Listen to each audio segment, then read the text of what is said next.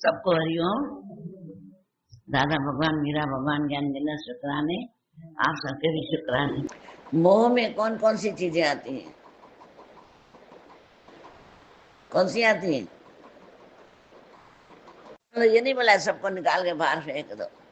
बात है कि अंदर हम वैल्यू किसको दे रहे हैं, भगवान को या भगवान की माया को। बाकी ऐसे भी बोला दादा भगवान ने, शरीर की अच्छी तरह सेवा करो, जो जरूरत है खिलाओ, अच्छा पहनाओ, राजा हो तो राजाओं की तरह रहो। पर बात आती है कि आसक्ति कहाँ है। ये दादा भगवान की आपने पढ़ाई को ध्यान नहीं दिया है कि दुनिया में बोलते हैं अगरबत्ती जलाओ, पाठ करो, पूजा करो, पानी चढ़ाओ, ABCD 10 उपाधियां दे दी है ना, क्योंकि ये 8 भक्तियां हैं। उल्टे लटके रहो पेड़ में, पानी में खड़े होकर तपस्या करो। पर दादा भगवान ने आखिरी वाली पढ़ाई पहले करवाई है। वो तपस्या कर कर करके देह को विश्रमित करते हैं। पर यहाँ दादा भगवान ने पहले दिन ही बोला ये अभ्यास करो, मां शरीर नया मां आत्माया, नया मां आत्माया, मौज वो तो माणे जेको खुदीअ खे छॾे, सचो आशिक आहे जो कुर्बान तो थे, भगवान के कुर्बान हो जाए। पहले दिन ही पाठ कराया कि मैं शरीर 5 तत्व का नहीं हूँ, ये गाड़ी मिली है अच्छे अच्छे कार्य करने के लिए, गुरु भक्ति करने के लिए, मुक्त होने के लिए। और बाकी शरीर के परिवार जो मिला है उनकी भी सेवा करनी है, छोड़ना थोड़ी है। क्योंकि सन्यासी में जन्म नहीं लिया है हमने, गृहस्थ में लिया है। सेवा सबकी करो पर निर्बंध हो गए। अभी जैसे दादा भगवान ने बोला तुम्हारी औलाद को तुमने कभी ज्ञान का ज्ञ भी नहीं सुनाया।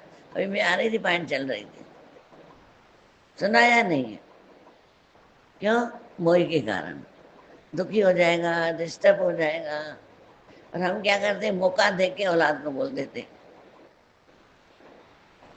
एक मौका तो जरूर आता है कि वो माँ बाप से प्यार से बात करते हैं, सारे दिन पाँव पड़ते हैं, फिर कल रोते हैं मेरे बच्चे मेरे बच्चे।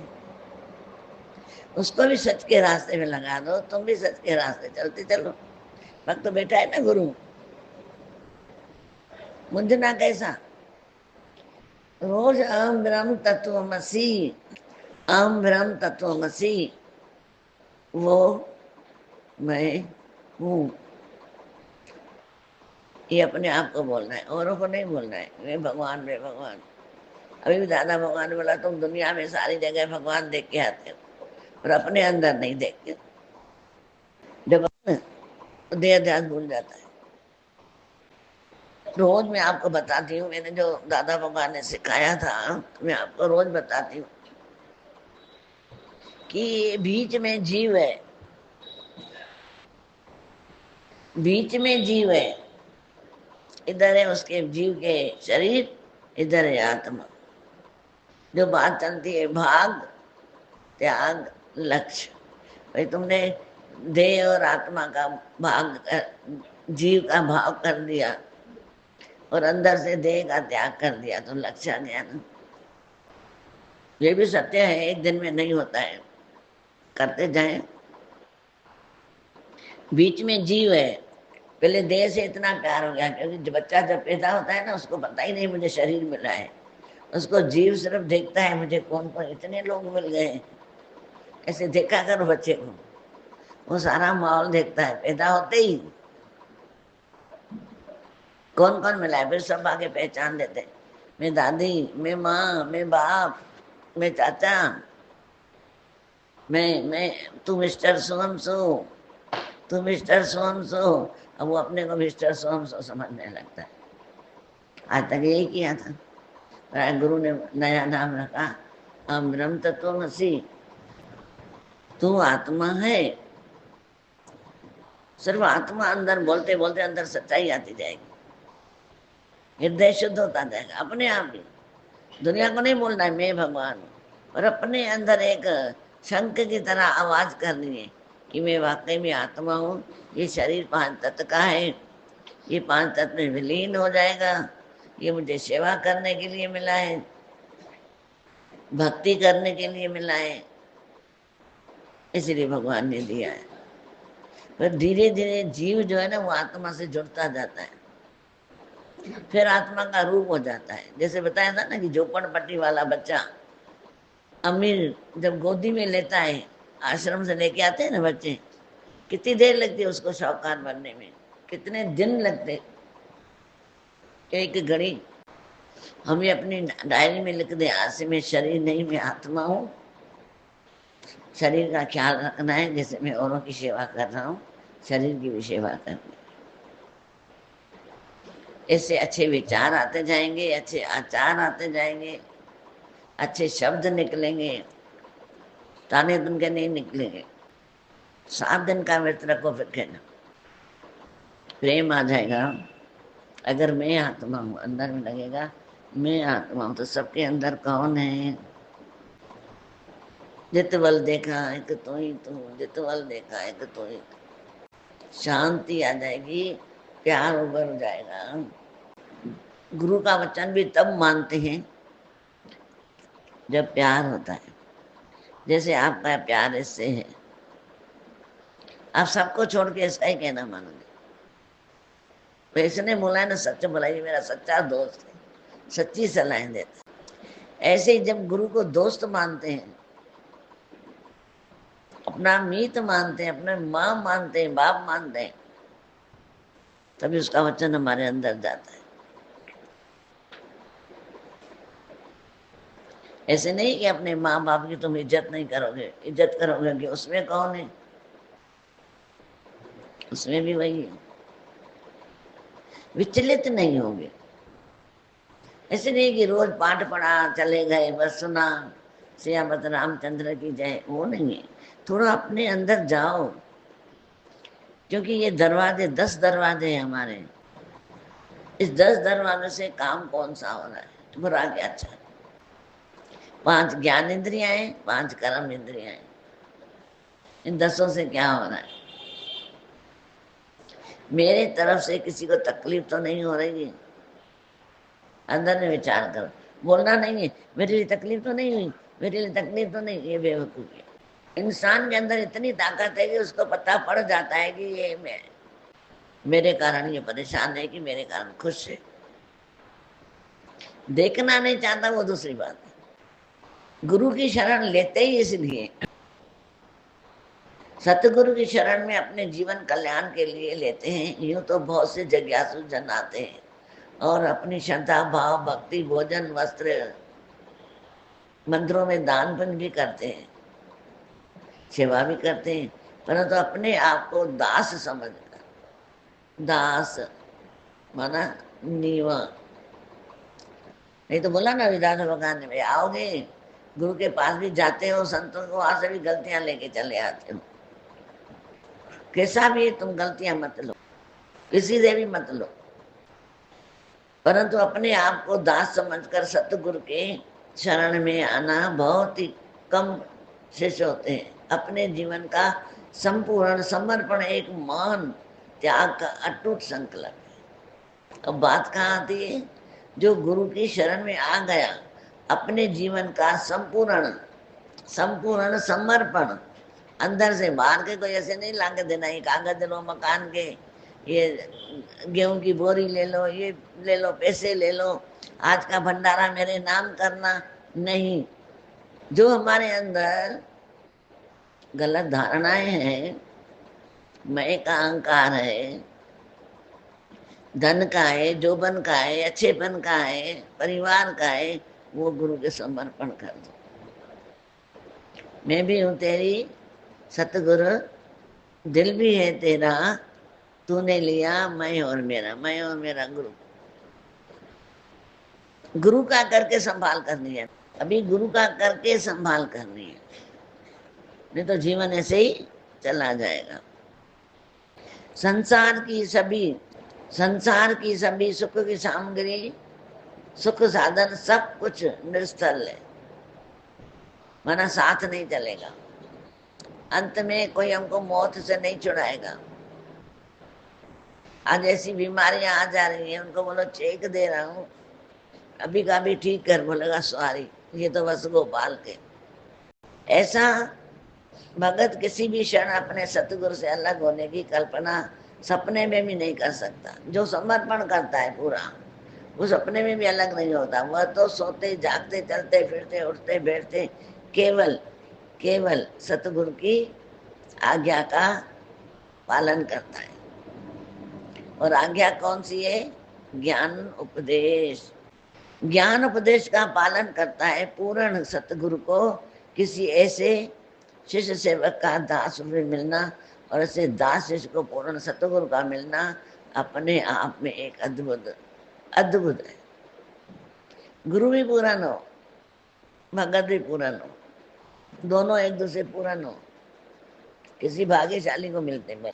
दोनों के परम सौभाग्य व पुरुषार्थ से किसी क्षण ऐसा मिलन हो पाता है। कभी कभी ऐसे लोग मिल जाते हैं। दादा भगवान को भी, दादा भगवान हमको मिले, हमें उनके लायक अपने आप को बनाते जाए बनाते जाए। धन्य है, धन्य है वह कुल परिवार समाज अथवा राष्ट्र जहाँ पर सतगुरु सेवा के मत वाले हैं। सरल स्नेह उत्पन्न होते हैं। स्नेह मना प्यार उत्पन्न होता है। इसी प्रकार से स्नेह से गुण उत्पन्न होते हैं। इनसे मानवता की धन्यता होती है, क्योंकि इसमें मानवता के वे सभी सद्गुण होते हैं जिनमें प्राणी मात्र का हित हित समाया है। तो माना भलाई, भलाई समाई है जिसमें। गुरु वही काम करता है, सबकी भलाई है। ऐसे गुरु जो ज्ञान की धारणाएं निकलती हैं, जो हमारे जीवन को विनाश से बचाती हैं, तिम्मर से बचाती हैं, अज्ञान से बचाती हैं। जिज्ञासी जन के हृदय में नई चेतनाएं जागरण होती है। जब गुरु मिलता है हमको, जब अज्ञान से बचाता है, तिम्मर से बचाता है, विनाश से बचा देता है, क्योंकि जीवन हमारा विनाश हो जाता है। आखिरी में रो के चले जाते हैं, हायड़े आए मुता कुछ न कर। इसी काल के सिर ते रोईंदे, घोड़नि सां मुंहुं पंहिंजो धोईंदे, पंहिंजी ज़बान सां पोइ तूं चवंदे हायड़े हाय मूं त कुछ न कर। तभी बोला, कबीर ने भी सतगुरु का गुणों का यथार्थ वर्णन किया है, यथार्थ वचनों का और गुणों का वर्णन किया है। गुरु की आज्ञा माने माथे, जब पूर्ण समर्थ गुरु तेरे सिर पर खड़े हैं तो तेरी रक्षा कर रहे हैं, तो ये गुरु के दास सेवक, फिर तुझे क्या कमी है? एक गुरु के दास, एक गुरु के सेवक, तुझे क्या कमी है? फिर तुझे क्या कमी है? तुझे चिंता करने की आवश्यकता नहीं है। तो गुरु के श्री चरणों में लगा रहे, रिद्धियां सिद्धियां सब तेरी सेवा करेंगी और मुक्ति तो तेरे पास ही होगी। मुक्ति तुम्हारा सेवा करेगी, मुक्ति दासी है, तुम्हारी सेवा करेगी आकर। अपने सिर पर सभी दुख सुख सहता रहे, अर्थात कैसी भी स्थिति आए तो युक्तियां गुरु से लेकर विचलित न हो। कभी भी युक्तियां लेके निकलो, कभी भी सतगुरु की संगत न छोड़कर माया की संगत में गुम न हो जाओ। तुझे रंग नहीं लगना चाहिए माया का, बस केवल सतगुरु के संग का, उसके ज्ञान आचरण का ही रंग प्रेम लगना चाहिए।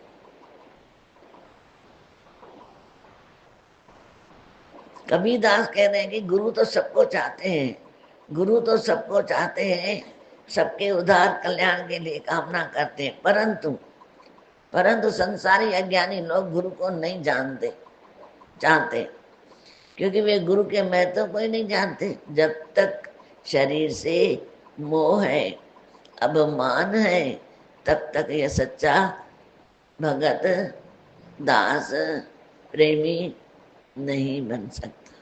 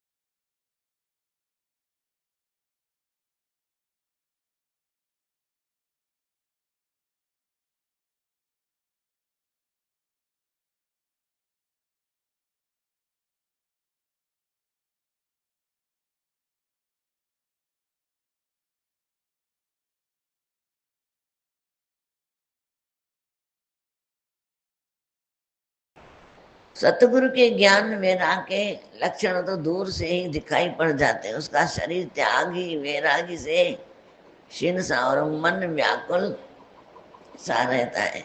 वे संसार तथा विषयों से दूर उठे हुए उदास होकर घूमते हैं। उन्हें जग की आसक्ति नहीं होती। भाई जो सतगुरु होते हैं वो ज्ञान में रहते हैं, जगत की वैराग वृत्ति में रहते हैं। उनकी दुनिया के पदार्थों में आसक्ति नहीं होती है, न शरीर में आसक्ति होती है। शरीर से भी मोह निकाल देता है, अभिमान नहीं होता है उन्हें।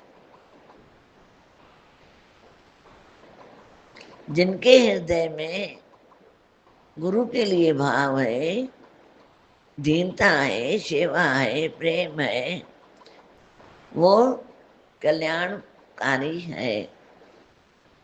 वो कल्याणकारी है। जो ऐसा गुरु मिल जाता है, खुद भी कल्याणकारी है, जो मिलता है जिसको वो भी कल्याणकारी है।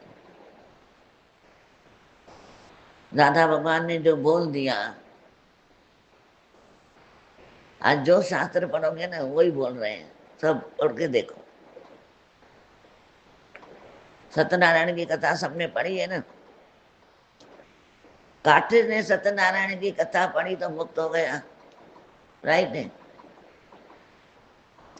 कलावंती ने सत्यनारायण की कथा छोड़कर अपने बेटे और पति के पीछे गई तो वो दोनों डूब गए।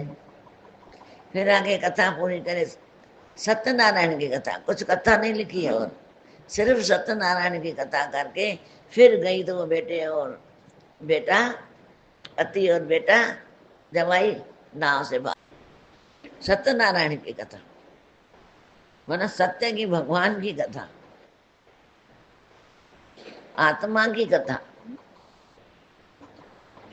जो आत्मा के अपने अंदर रमण करता है, उसमें ही रहता है, दीदार करता रहता है कि आत्मा की शक्ति कौन सी है। आत्मा की शक्ति है हाथ में तो ऐसे कर रही है, ऐसे कर रही है, अगर नहीं होगी तो ऐसे गिर जाएगा हाथ, खत्म। पहचानो उसको। आज तक उसने चलाया है, आगे भी वही चलाएगा ना, वही चलाएगा, और कोई नहीं चलाएगा।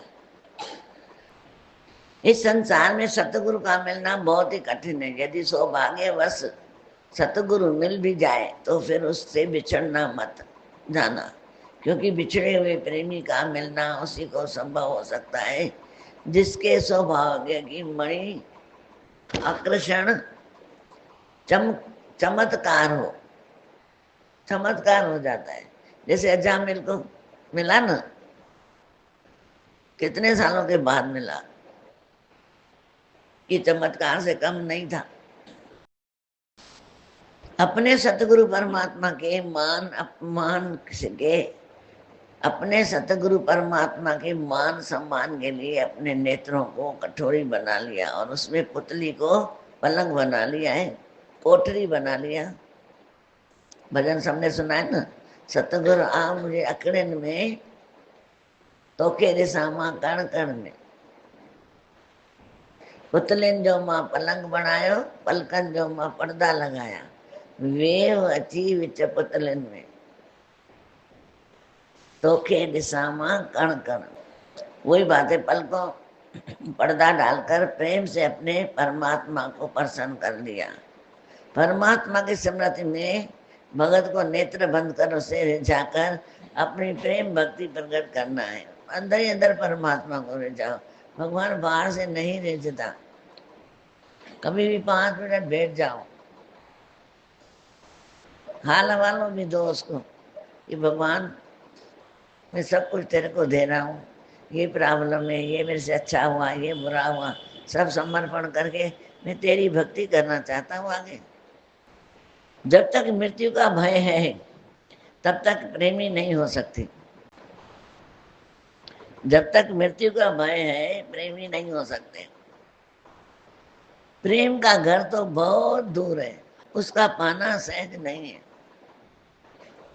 मृत्यु जैसे भय को पार करके ही प्रेम को पाया जा सकता है। ये बात अपने मन में अच्छी तरह से समझ लो, अच्छी तरह से। इस संसार में प्रीति बहुत है पर अनेक प्रकार की है। प्रीति बहुत है पर अनेक प्रकार की है, परंतु वह प्रीति स्वार्थ मोह की है जो स्वार्थी नहीं है, सर्वोत्तम प्रीति तो उसी को समझो जो परमात्मा को प्यारी है।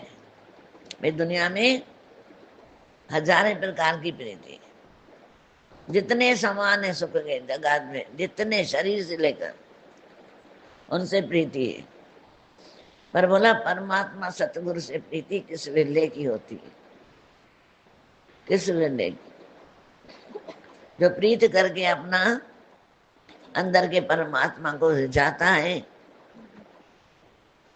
स्वार्थ रस भगवान को रिझाता है, स्वार्थ रस। हम पहले तो भगवान को स्वार्थ रखते हैं ना। अच्छा, बोला कि भगवान जब तुम्हारे पास आ जाएगा, तुमने प्रकट कर लिया अंदर में भगवान को, तो क्या तुम्हारे पास कुछ नहीं होगा? बोला रिद्धियां सिद्धियां तुम्हारे पास आ जाएंगी, रिद्धियां सिद्धियां आ जाती हैं।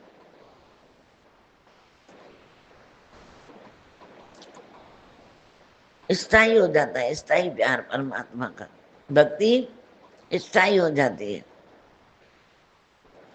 यह संसार स्वार्थ का है, उसमें गुणवान व धनवान है, उनको तो बस सब कोई प्रीत करते हैं, क्योंकि इनसे हर किसी को कुछ न कुछ आशा लगी रहती है। धनवान और गुणवान दोनों से सबकी प्रीति है, क्योंकि कुछ न कुछ आशा लगी रहती है।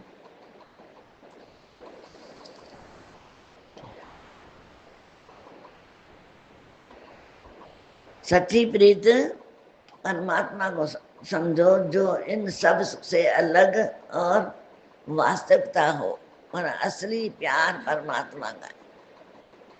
आखिरी में भगवान काम आता है, दुनिया वाले भी भगवान देते हैं। राम राम सत्य है, राम राम संग है। ऐसे बोला मैं बैठा हूँ, चिंता मत करो बाबा, इतना धन कमा के रख गया, मैं तुम्हारे रखवाली करूंगा उधर आके भी। बोला नहीं, यहाँ इतने लाख छोड़ के गया, वो लाख भगवान को दो, ब्लैकमेल करो कि भगवान ये लाख दे रहा हूँ, मेरे बाबा को भेज दो, यहाँ तकलीफ ना देना। आंखें बंद हुई, वहां की वहां, यहाँ की यहाँ, खत्म, खेल ही खत्म। सब ये कर्मों का खेत है। किसी का पति चला जाता है, किसी की पत्नी चली जाती है, किसी के पहले माँ बाप जाते हैं, बचपन में पैदा हो गए माँ बाप चले जाते हैं, किसी के फिर बच्चे चले जाते हैं। ये खेल अजूबा है। 1 मिनट के लिए अपने अंदर विचार करोगे ना, ये खेल अजूबा ना जाने कोई, मैं सब कुछ हूं पर कुछ भी नहीं, ये खेल अजूबा ना जाने कोई। भगवान तेरा अजूबा खेल है संसार में। जब अजूबा खेल समझोगे ना, जीवन तर जाओगे, जीवन से तर जाओगे। आग की आंच को, तपन को सहना आसान है, और तलवार की धार को सहना और कठिन कार्य नहीं है, परंतु एक रस जिसमें कभी भी कोई अंतर न पड़े, प्रेम निभाना बहुत ही कठिन है, व्यवहार की बात है। अतः जगत में प्रेम आरंभ में कुछ और बाद में कुछ और हो जाता है। प्यार तो किया था पर बीच में स्वार्थ आ गया, प्यार तो किया था, नफरत आ गई। प्रेम पहले कुछ था, अभी दूसरा और कुछ हो गया है। यहाँ आके भी वृत्ति हमारी खंडन हो जाती है, बनती नहीं है। जीवन की नैया सरल नहीं होती है, छल हम करते जाएं। शुक्राने हैं भगवान के, सतगुरु के शुक्राने हैं। प्रेम को निभाने में ही अच्छी बात है, तभी कुशलता मिलती है। सोचने विचारने आदि से इसको मर्यादा नहीं बनती, बल्कि लाज आती है। चाहे अपना तन दे दो, चाहे मन दे दो, शीश काट कर दे दो, परंतु प्रेम को न जाने दो, क्योंकि प्रेम इन सबसे ऊपर मूल्यवान है। पर गुरु न तन मांगता है, न शीश मांगता है, न धन मांगता है, वो मांगता है भाव। भाव का भूखा हूं मैं, भाव ही नित सार है, भाव से मुझको भजे तो बेड़ा पार है। दादा भगवान ने बोला भाव काफी है भगवान के लिए, भाव रखो। बाकी तो भजन में बोलते तन ले लो मेरा, मन ले लो मेरा, सब कुछ ले लो। देता है कोई भगवान को? 2 पैसे भी बड़े उसमें डाल के आता है ना भगवान के इधर। बोला मैं तो रोज डाल के आता हूँ, मैं तो 10,000 उधर दे के आता हूँ, पर्ची निकाल के आता हूँ।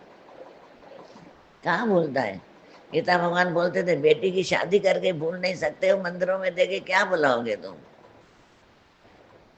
20 साल के बाद भी कुछ बोलोगे ना, मैंने बेटी को इतना दिया था, इतना दिया था, क्या क्या दिया था, चीजें भी याद है, बताओ 20 साल के बाद।